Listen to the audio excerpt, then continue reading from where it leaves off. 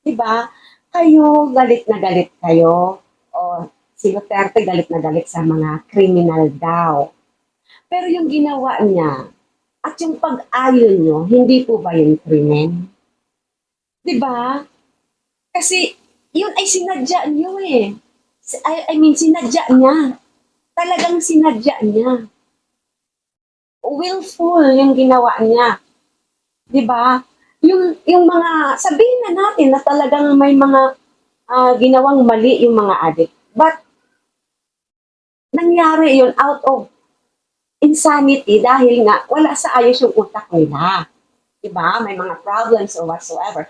Nevertheless, may due process po tayo eh.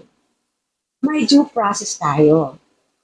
Maswerte nga si FPRRD kasi, di ba, may due process sa kanya. Hindi siya agad hinusgahan, hindi siya agad hinatulan. Yun nga lang, matatagalan talaga siya sa dahil kasi matagal ang kaso yan. Knowing na may edad na siya, pero hindi tayo dapat papadala sa awa at sa edad. Kasi nandun na yung awa talaga eh. Siyempre, naawa tayo sa kanya. Pero paano naman yung mga maging biktima niya? Kawawa din naman, di ba? May hustisya tayo eh. At mahirap talaga niyang takasan ito. Ginawa niya eh, di ba? So ano man yung itinanim mo, siya mong aanihin. Kasi nagtanim siya ng karahasan, nagtanim siya ng pag-aabuso. Iyon ang babalik sa kanya. At buti nga siya, wala siyang nararanasang pag-aabuso. Kasi lahat due process. Di ba? Nasa due process. Pinaparana sa kanya yung tamang pamamaraan ng hustisya. Di ba? So, hindi basta-basta yung ginawa niya. Hindi basta-basta. Again, uulitin ko po, dalawa ang mortal na kasalanan ni Duterte at ayon din po dito sa nasusulat kasama na rin yung mga umaayon sa kanyang ginawa. Kayo yon, yung mga umaayon. Kayo yon, yung mga nagtatanggol. Hindi ko sariling ano yan isinishare ko lang po base sa nakasulat. At hindi rin po natin masasabing wag na akong magsalita, wag na akong makialam, manalangin na lang ako. Hindi po. There are times na need nating ipaalam sa tao yung katotohanan. Kasi hindi mo pwedeng ipanalangin lang. O sige, maglagay kang bigas dyan sa mesa nyo bigas. Ipanalangin mong maluto. Palagay nyo maluluto yan. Kikilos pa rin, di ba? Isasain natin para maging kanin, para makain. So, hindi lang laging panalangin.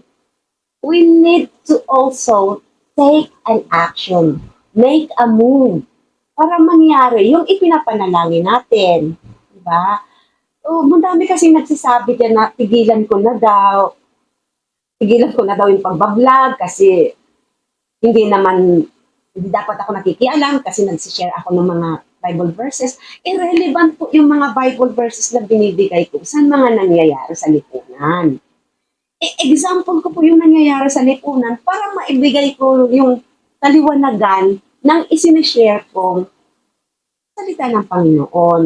Kasi ang gusto ko lamang po ay ma-remind kayo na hindi tama ang mag-aklas sa gobyerno, hindi tama ang lumaban sa gobyerno, at lalong hindi tama ang kumitil ng buhay ng tao. Kasi yan po yun, yung dalawang mortal na kasalanan na ginawa ni Duterte. At ngayon, kanya nang pinagtubusahan at aminado si VP Sara na mahirap nang maibalik dito sa Pilipinas. Kasi nga, kailangan niya munang dumaan sa tamang proseso at paglilitis. And hopefully, maging mabait ang mga tao dun sa ICC sa kanya na palagi siyang iingatan na sa kabila ng kanyang mga kinakaharap na kaso, yung ng RAPE at yung crime against humanity, ay mabigyan pa rin siya ng tamang proseso, no? Yung tamang pagtrato. Kasi hindi po talaga biro yung ginawa niya. Nandun na yung awa. Pero paano naman yung mga biktima na sumisigaw ng hustisya? Di po ba? Yun lang po, sinishare ko lang sa inyo. Gusto ko kayong maliwanagan. Thank you so much for watching and see you in my next vlog. And just like I always say, believe in yourself. Believe in God. And share love. I love you all. Thank you so much. God bless you. God bless you. Have a nice day.